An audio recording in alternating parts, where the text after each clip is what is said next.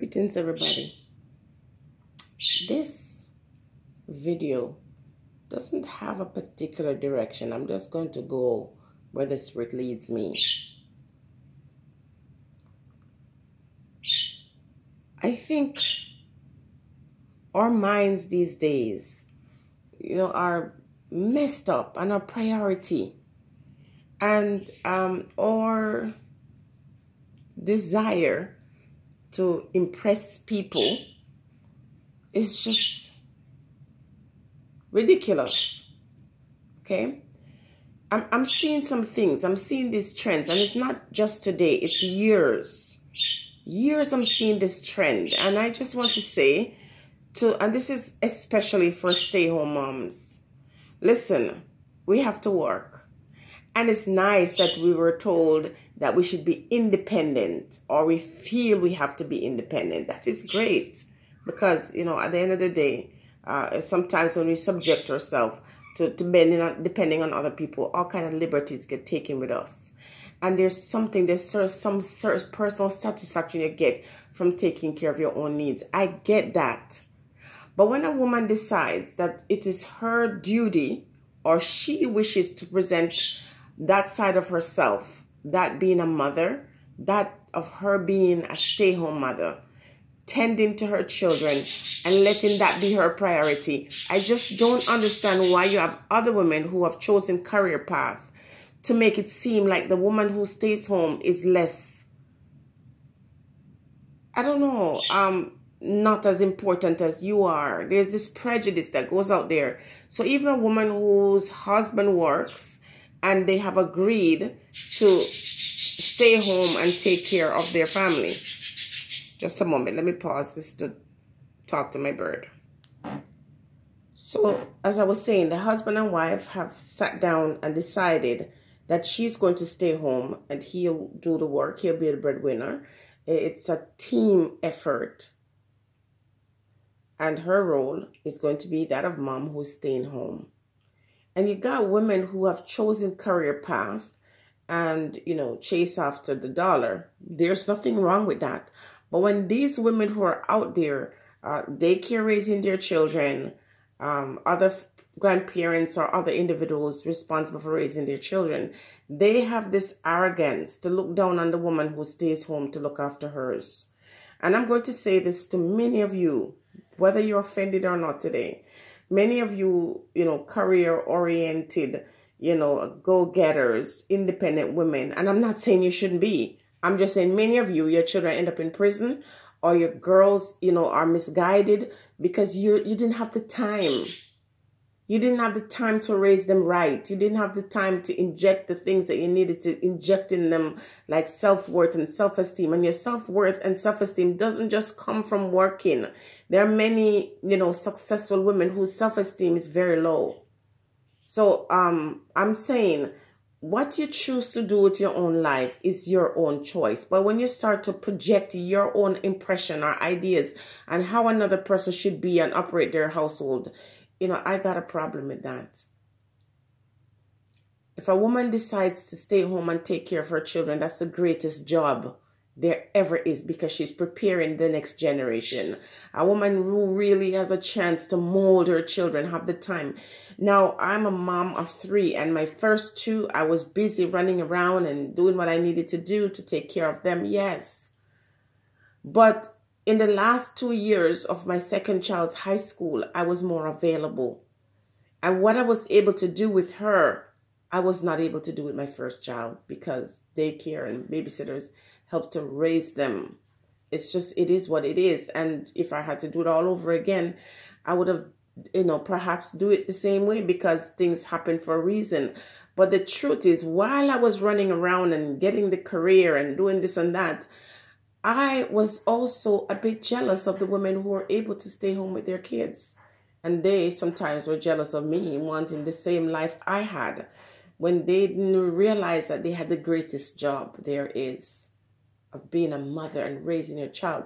Now, I'm not talking about being a woman who is on social assistance and you just stay on the phone all day and gossip and, you know, get yourself in all kinds of mix up, and your children come home and they don't get a proper meal, and they have homework and you don't attend to it, or you don't go to parent teacher meeting. I'm not speaking about those women. I'm talking about the women who are plugged in.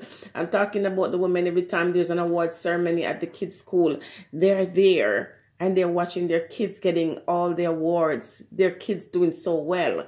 It really bothers me.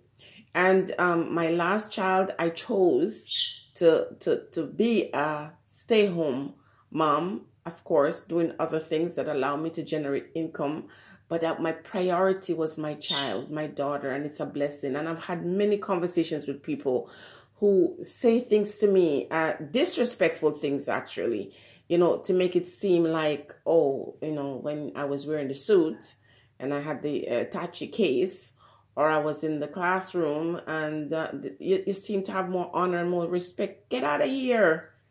Get out of here with these nonsense. Let moms raise their children. It's a best job, and sometimes she has to deny herself. She has to make these sacrifices, but your children are worth it if you're able to do that. Okay? That being said, I said what I said. I'm going to leave it right here. I also want to say that I noticed something on social media, and I see it with African women, Black women. Oh yes, you know, Black women, we have a way of making it seem like every other race of man is better than the Black man. Oh yes, you know, we are socialized to eat ourselves, and we're socialized to eat each other. And so the typical woman, when she's cussing out her man, she's saying, you ain't so-and-so. And, you know, we picture the white woman husband as a perfect husband. And so many Black women, especially African women, oh my goodness, you know, if you're from Africa and you're able to go back home with a white man on your arm, you know, you are the thing, you're the big thing. And so you have a lot of people in interracial relationship, and some of them, you know, seem to be happy, seem to be going well. But when these interracial relationships don't work out, I'm telling you, these Black women, I swear, they get some emotional breakdown from watching people marriage fall apart. And I notice also when these marriages fall apart, they blame the Black woman, even though they don't know the story. Because the unfortunate thing on social media is that people act like they know you. And people get all up. Yes, you introduce yourself to them and, you know, you have a relationship with these individuals. But somehow they take it so personal. And sometimes I'm saying to myself, some of these women, you don't got some drawers in your house to wash? Huh? You don't have some dirty house and some kids to take care of, because while you're busy minding other people's business, your life is falling apart. Your husband is creeping. Your children are dirty. Your kids are not doing well in school. Sorry to say if I'm being very blunt. So these Black women in Africa and Black women around the world, you know, fantasize about these white men. They want a white man on their arm because the white man is perfect. Some things that they allow a white man to do to them, a Black man would never in a million years be able to do those things to them. So the fantasy, are white men and their wives, not white women, not getting divorced too? No, but you don't hear that. As long as it's an interracial relationship and that marriage falls apart, I guarantee you 8 out of 10 Black women will blame the Black woman. Point finger on her and say it's her fault. It is so disgusting. So the typical, and I'm not saying all Black women in Africa, but majority of, especially certain parts in Africa, the darker skinned Black women in certain parts of Africa, their idea or ideal is to be with a white man. And it's the same thing in the United States of America. And so the Black man is not getting the time of the day, because these women, our lives are built on trying to find themselves a good white man. Excuse me. So why are these other people in Europe and so on getting divorced? Why are they talking about, you know, neglect and abuse just like any other race? It's, you know, what is this thing? It's just disgusting. We as a people, we need some fix up, and I doubt this generation will ever get to the point where kids can grow up and say, wow, you know, we are proud people, we are a proud race. It is just disturbing. So there's a lady that I watch, and her husband, they're from Australia, and I'm not Australia, I think so. I'm not going to call their name because I'm not trying to get some, what they call it, clout chasing. I'm not mentioning their name, but apparently they're broken up. And oh my goodness, these black women are devastated. They're making these videos. They keep, because I watch that couple sometimes. Once in a while I watch, especially if they're having a baby. Every time I watch family vlogs, I watch it because somebody's pregnant or they're having a baby. It's just so fascinating to me. And now this lady has announced that her husband and her has announced that they're not together. And these black women are devastated. And they're blaming the female, saying it's her fault, even though they don't know these people's business. As I said earlier, it's so disturbing. You know, I mean, these black women are so desperate to have themselves a white man that they're so hooked on this show. And I guess when the black woman and the white man breaks up, they take it personal, like, how dare you dash my dream? You know, how could you do this thing? How could you not make your relationship work out? This is why some of these black women, you know, have black guys chasing after them for years, and they're not interested in these guys. And they go off, and I'm going to make it very clear that they go off and they breed up for some white man because they're married. They assume, okay, everything is going to be okay. We're going to be together forever. They breed up, and just like the nature of any man to stray or do whatever it is that men do, some of these white men will do these things. And when they have all these kids now and they have no man, and the man gone about his business, because, you know, for some of these men it's jungle fever. For some of these men, you know, it's just kind of fantasy of being with, it's like exotic thing, you know. And now he's had his day and he's had his fix and he's moving on, and left them with all these children. You see them crawling back with 4 or 5 kids, looking for a black man to take them up. All of a sudden, the black man is valuable when they're rejected. I don't have a problem with interracial relationship. Some people work out, some people get married, and they're happy. It's their own personal choice. I don't project that onto anybody. What is my interest is not something that I can enforce on someone else. What I like is not what someone else likes. But what I dislike is to see these big,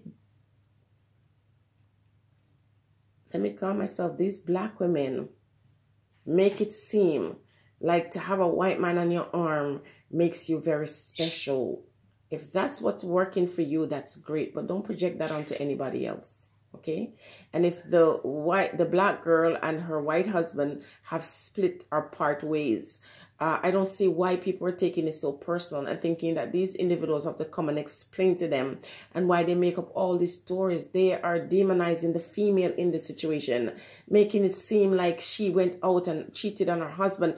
Full-fledged on information produced, even though the folks have not spoken to them for at least a month or more. It's such a disgrace. It's so pathetic. It's so sad. And I had no choice, because YouTube kept recommending these videos to me. I would tell some of these women, go wash your drawers and go clean your house and go see about your children and stop minding other people's business. Anyway, that's my rant for today. Hope you're having a blessed day. If I've offended you, forgive me if it's going to make you have a better day. But truthfully, this truth must be told, even if it's offensive. Stay blessed, everybody.